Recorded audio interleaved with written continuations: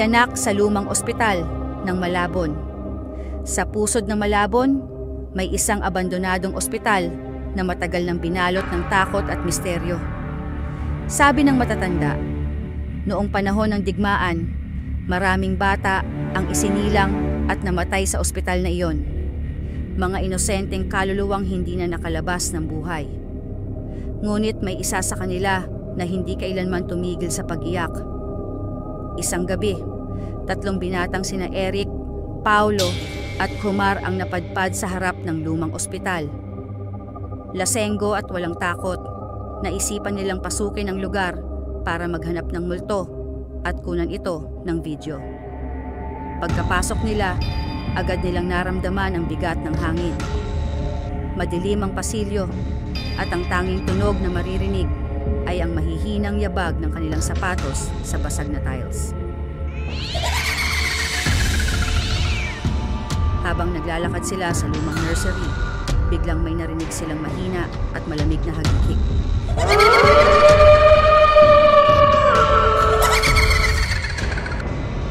Hehehe, nagtinginan ng 3 at natawa si Jomar.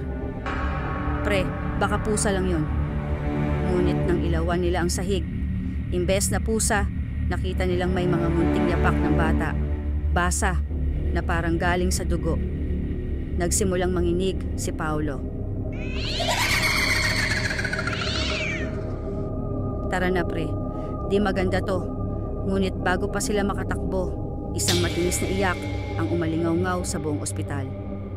Napakasakit sa tenga, tila galing sa isang sanggol na nasasaktan.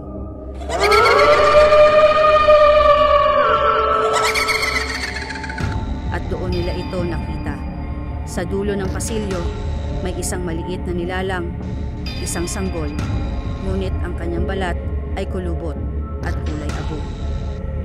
Namumula ang kanyang mga mata at ang kanyang bibig ay masyadong malaki para sa kanyang mukha. Punong-puno ng matatalas ng ngipin. Biglang bumilis ang paggapang ng nilalang papunta sa kanila. Tulong! Sigaw ni Eric habang nagtatakbo sila pabalik sa labasan. Ngunit si Jomar ay nadapa. Hindi na siya nakabangon. Sa isang iglap, bumalot ang dilim sa kanyang katawan at ang tanging narinig ni na Eric at Paulo ay isang nakakakilabot na tawa. Paglabas nila ng ospital, humihingal sila at nanginginig. Si Jomar, hindi na nila siya muling nakita. Ngunit ayon sa mga kwento, sa tuwing may bagong nagpapasok sa ospital, isang bagong iyak na naman ang maririnig sa dilim.